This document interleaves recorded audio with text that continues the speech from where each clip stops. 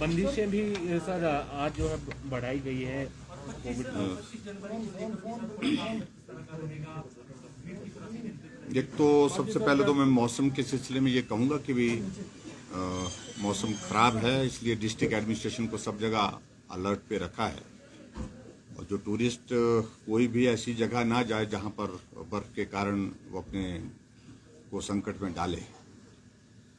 और दूसरी बात यह है कि जितनी रोड्स, वाटर सप्लाई स्कीम्स और हमारे ट्रांसफार्मर्स डाउन हुए हैं, उनको रिस्टोर करने के लिए हमने तुरंत कहा है कि जल्दी से जल्दी कोशिश करिए। और मुझे इस बात की खुशी है कि बड़े युद्ध स्तर पर जो है रेस्टोरेशन का काम चल रहा है, चाहे वो रोड्स की बात है, चाहे वो वाटर सप्लाई स्कीम्स की बात है, चाहे वो हमारी पावर सप्लाई की बात है।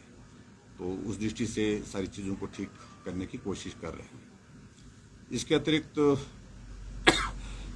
मुझे दो चीज़ों को लेकर के इतना कहना है कि कोविड की सारी सिचुएशन पर अभी हमने जो रिस्ट्रिक्शन लगाई है वो कल तक हैं, 26 तक हैं अभी वो। लेकिन हमने मन बनाया है कि कोविड के केसेस यथावत हैं, लगभग थोड़ा कमी जरूर आई है लेकिन बहुत ज़्यादा कमी नहीं है। लेकिन उसके बावजूद नंबर ऑफ डेथ्स जो है वो थोड़ा इंक्रीज भी हुआ है। ऐसे में जो वर्तमान में जो बंदिशें, जो रिस्ट्रिक्शंस लगाई हैं वो कायम रहेगी एज इट इज, उसमें कोई परिवर्तन फिलहाल नहीं करेंगे। बस हाँ, 31 जनवरी तक जी ठीक है। वो बातचीत हुई है, उसके लिए वर्कआउट कर रहे हैं चीज़ों को कैसे ठीक किया जा सकता है, कि कर्मचारियों की एक बहुत महत्वपूर्ण भूमिका है हिमाचल प्रदेश में। और किसी कर्मचारी वर्ग को कोई क्षति पहुंचाने का, नुकसान पहुंचाने का कोई भी लक्ष्य नहीं है सरकार का। समय समय पर कोविड की सिचुएशन के बावजूद भी हमने कर्मचारियों को वित्तीय लाभ दिए हैं और आने वाले समय में भी उन पर उसी प्रकार से उनको हम कोशिश करेंगे कि उसी प्रकार से उनको वित्तीय लाभ जो जो भी मिलते हैं और जो नियम के अनुसार है, पंजाब पे कमीशन की अगर बात कह रहे हैं, उन सारी चीज़ों को लेकर के हम गंभीरता से विचार कर रहे हैं। किसी निष्कर्ष पर पहुंचने की कोशिश भी करेंगे जल्दी।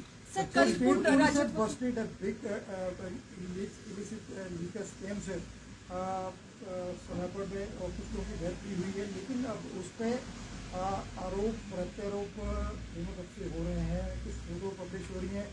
क्या सरकार इसकी निष्पक्ष जांच कर रही है? और सर इसी में ऐड की ऐसी घटनाएं बार बार भविष्य में ना हो, सरकार इसके लिए क्या कदम उठा रही है? सरकार ने सारे विषय को बड़ा गंभीरता से लिया है और हमने ये भी सुनिश्चित किया है कि जो ऑर्गेनाइज्ड क्राइम के शेप में ये सारा धंधा जो चल रहा था, ऐसी कार्यवाही की जाए जो आने वाले समय के लिए एक उदाहरण बने। और मैं समझता हूं कि राजनीतिक दृष्टि से जो कुछ लोग अनावश्यक रूप से बोल रहे हैं उनको सब्र करना चाहिए। 7 लोगों की मृत्यु हुई है। जब हम कार्रवाई करने के लिए आगे बढ़े और जब कुछ लोगों को उसमें पकड़ा गया, पकड़ने के बाद उन लोगों के रिश्ते, उनके संबंध बड़े बड़े नेताओं के साथ, किसकी रिकमेंडेशन वो पदाधिकारी बने, किस पार्टी के बने, इस बात को लेकर के छुपाने की बात नहीं है। और मैं इतना ही कहना चाह रहा हूं, जो हमारे कांग्रेस के नेता जो बहुत ऊंची ऊंची बात कह रहे थे, कृपया झांक करके देखें, आज सत्ता में नहीं है, उसके बावजूद भी उनकी हिम्मत और हौसले, उनके लोगों के, उनके पदाधिकारियों के, किस प्रकार से एक ऑर्गेनाइज क्राइम करने के लिए जिसमें 7 लोगों की जान गई है, उसमें उनकी संलिप्तता पाई जा रही है। इसलिए बोलने से पहले 10 बार सोच लेना चाहिए।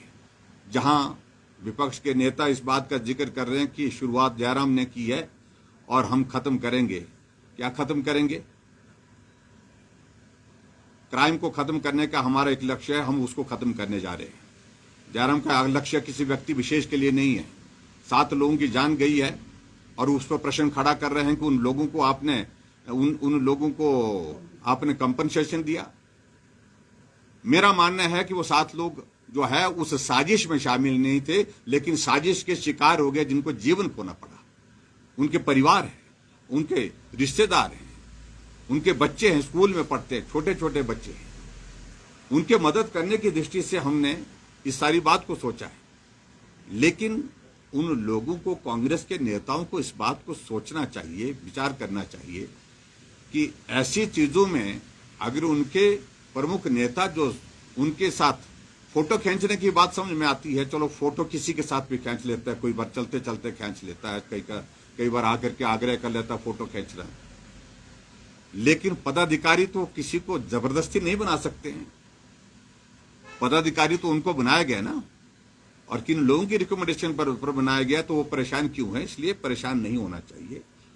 इसकी जांच निष्पक्ष हो रही है, जांच होने दीजिए, और उसमें बहुत सारी चीजें पिछली भी निकल रही हैं। जो महानुभाव बहुत ऊंचे ऊंचे बोलने की जिनको आदत पड़ गई है, उनको इस बात को समझना चाहिए, ऊंचे बोलने से नहीं काम होने वाला है, और अभी बहुत सारी चीजें और भी निकलने वाली हैं। बहुत जल्दी आप थोड़ा सा इंतजार करें। पुलिस को लेकर के जिस प्रकार से उन्हें अपने सबमिशन की है, रिक्वेस्ट की है, उन सारी चीजों को लेकर के हम विचार कर रहे हैं। हमने कहा कि हम पॉजिटिव एटीट्यूड के साथ हम काम करने वाले लोग हैं।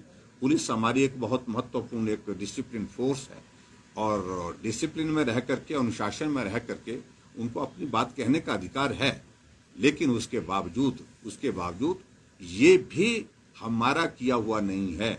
2015 में कांग्रेस की गवर्नमेंट थी, अगर उनके सारे रूल्स में जो चेंजेस की गई वो 2015 में की गई, और इसलिए जिन लोगों के कारण, जिस पार्टी के कारण, जिस सरकार के कारण उनको ये खमियाजा भुगतना पड़ रहा है, उनके बारे में सोचना चाहिए, हमारे बारे में नहीं। हम उनके बारे में सकारात्मक दृष्टिकोण के साथ आगे बढ़ करके मदद करने का मन रखते हैं।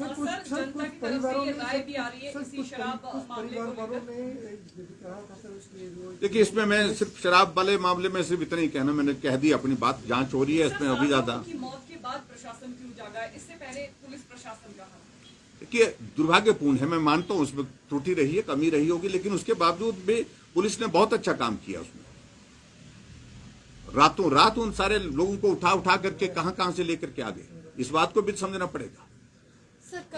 लेकिन जहां तक मैं इतना मैं जरूर कहना चाह रहा हूं कि आने वाले समय में हम उस कानून में अगर कोई हमको कुछ चेंज करना पड़े ऐसे ऑर्गेनाइज्ड कैंपेन, ऐसे क्राइम के बारे में, तो निश्चित रूप से करना पड़ेगा, और हम करेंगे भी। और हम तो कोशिश ये करेंगे, जिन लोगों का जीवन गया है और उन लोगों के लिए जो कंपनसेशन हम दे रहे हैं गवर्नमेंट की ओर से, जो मदद कर रहे हैं, ऐसे लोगों की जमीन जायदाद कुर्क करके जो है वो करनी चाहिए, ऐसी सजा होनी चाहिए, उसके तहत फिर उनको जो है मुआवजा उसके माध्यम से दिया जाए। ऐसा प्रावधान आने वाले समय में सोचेंगे। लेकिन बहुत सारी डिटेल्स हैं, उन सारी चीजों को डिटेल में क्यों करेंगे चर्चा हम, लेकिन इतना कार्यक्रम होने हैं और 50% क्षमता के साथ होने हैं, क्या एक मैसेज रहेगा? मेरा पूरे आप सबके माध्यम से, हमारा हिमाचल प्रदेश का स्टेटहुड है कल, और स्टेटहुड के इस दिवस पर मैं सभी हिमाचल वासियों के, आप सबके माध्यम से बहुत बहुत बधाई और शुभकामनाएं देता हूं। और कल का कार्यक्रम हमने सोलन में रखा है, और कोविड के नियमों का पालन करते हुए इस कार्यक्रम को करेंगे। 26 तारीख का कार्यक्रम भी कोविड के नियमों के पालन के साथ ही होगा, और 26 तारीख की भी मैं, रिपब्लिक डे पर भी मैं सभी प्रदेशवासियों को बहुत बहुत बधाई, शुभकामनाएं। Thank you please, thank you.